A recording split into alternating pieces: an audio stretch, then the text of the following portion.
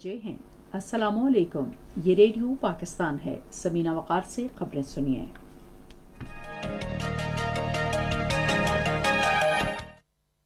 ہم خبروں کا خلاصہ۔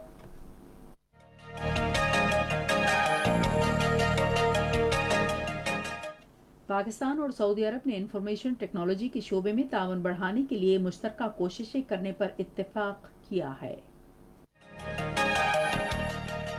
وزیر اطلاعات نے کہا ہے کہ حزب اختلاف میں بعض عناصر کے مذموم عزائم کا مقصد ریاستی اداروں کے خلاف زہریلا پروپیگنڈا کر کے دشمن کو خوش کرنا ہے، تاہم انہیں کامیاب نہیں ہونے دیا جائے گا۔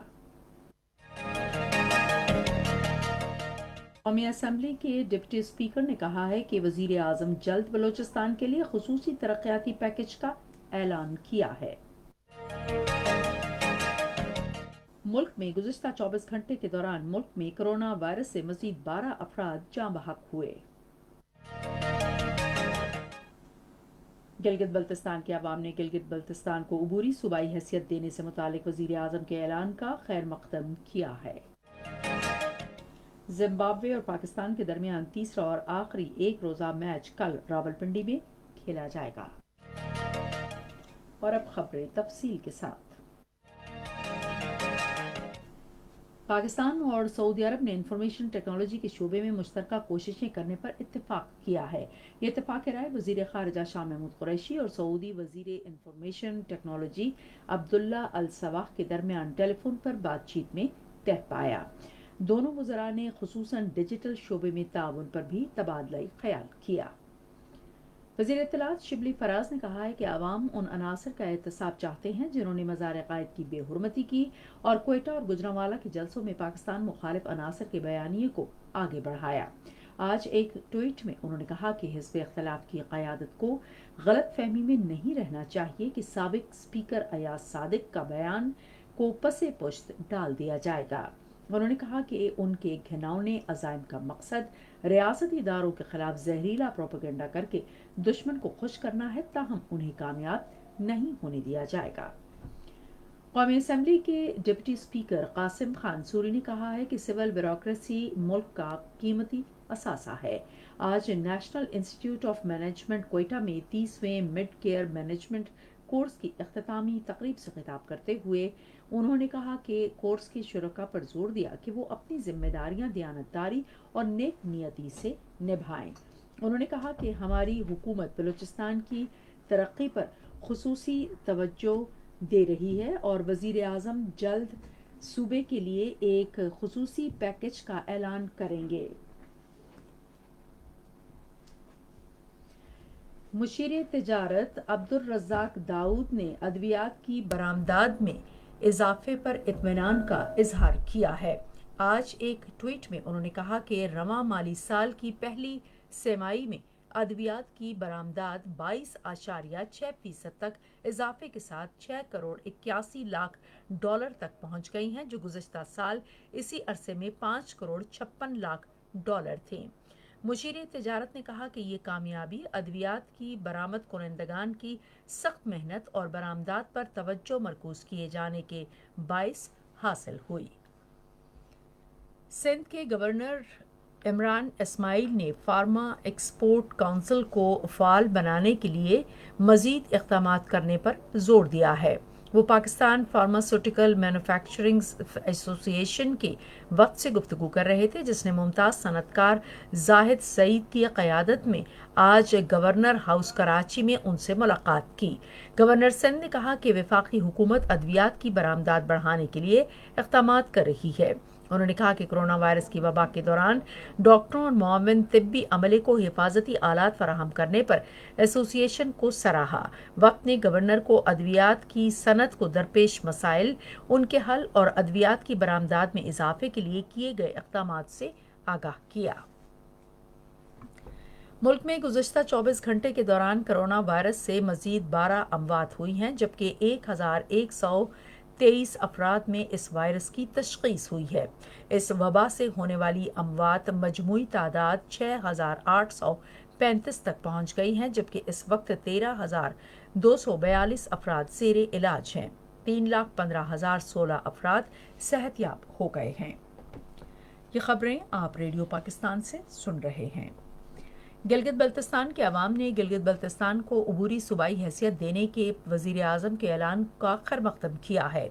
گورنر راجہ جلال حسین نے وزیر اعظم عمران خان کے اعلان کے بارے میں اپنے خیالات کا اظہار کرتے ہوئے کہا کہ گلگت بلتستان کے عوام کو قومی دھارے میں شامل کیا جائے گا اور ایک دیرینہ مسئلہ حل ہو جائے گا۔ انہوں نے کہا کہ گلگت بلتستان کے عوام کو قومی مالیاتی کمیشن، قومی اسمبلی اور سینٹ میں نمائندگی دی جائے گی۔ نگران وزیر اعلیٰ میر افضل خان نے کہا کہ عبوری صوبائی حیثیت ملنے سے گلگت بلتستان کے عوام کی 73 سالہ دیرینہ محرومیاں ختم کرنے میں مدد ملے گی اور علاقہ تیز تر ترقی اور خوشحالی کی راہ پر گامزن ہوگا۔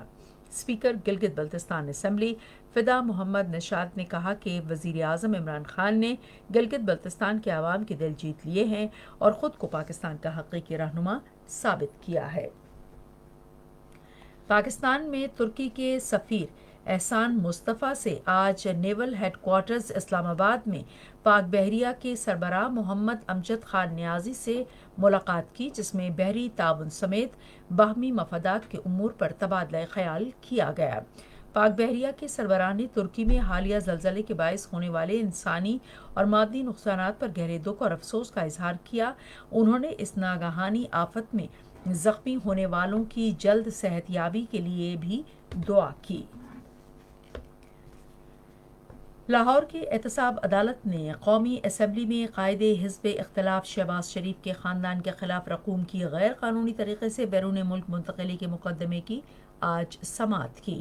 سماعت کے دوران قومی احتساب بیورو کے حکام نے شہباز شریف اور حمزہ شہباز کو عدالت میں پیش کیا۔ 4 گواہوں کے بیانات کی نقل شہباز شریف اور حمزہ شہباز کے حوالے کی گئی۔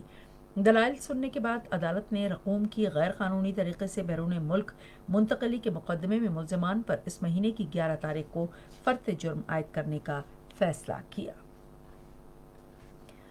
مصر نے غزہ کی پٹی کے ساتھ رفح کی گزرگاہ 3 روز کے لیے کھول دی ہے۔ قاہرہ میں فلسطینی سفارت خانے نے بتایا ہے کہ دونوں اطراف ٹرمینل غزہ سے آنے والی فلسطینیوں اور پھنسے ہوئے افراد کی واپسی کے لیے کھلا رہے گا۔ انڈونیشیا کے دارالحکومت جکارتہ میں آج ہزاروں مسلمانوں نے گستاخانہ خاکوں کے خلاف فرانس کے سفارت خانے کے سامنے احتجاجی مظاہرہ کیا۔ مظاہرین نے بینرز اٹھا رکھے تھے جن پر فرانسیسی صدر ایمینوئل میکران حقیقی دہشت گرد کے نعرے درج تھے اور وہ فرانسیسی سفیر کو جزوی طور پر ملک بدر کرنے کا مطالبہ کر رہے تھے۔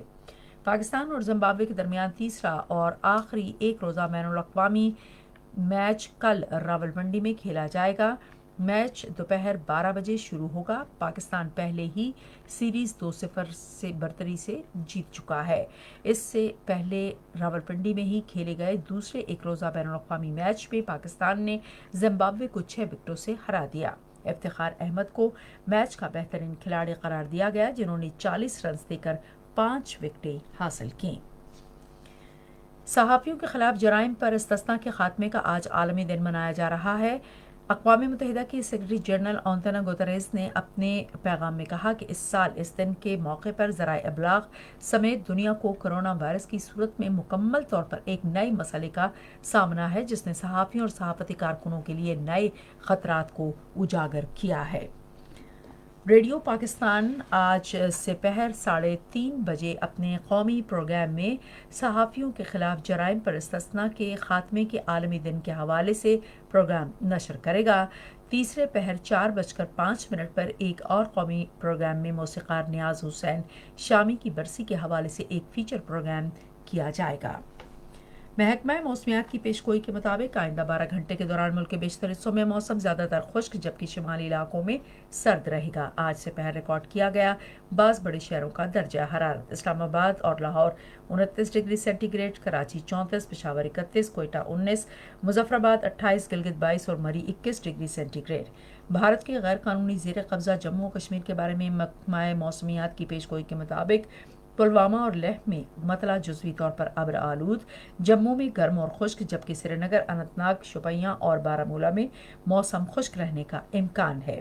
آج سے پہر سری نگر، پلوامہ، اننت ناگ، شوپیاں اور بارہمولہ میں درجہ حرارت 18 ڈگری سینٹی گریڈ، جموں 30 اور Leh 3 degree centigrade record کیا گیا۔ اسی کے ساتھ خبریں ختم ہوئیں. مزید خبروں اور تجزیوں کے لیے آئیے ہماری ویب سائٹ پر radio.gov.pk اور فیس بک کے link radio Pakistan news official پر براہ راست ویڈیو اسٹریمنگ بھی ملاحظہ کیجیے.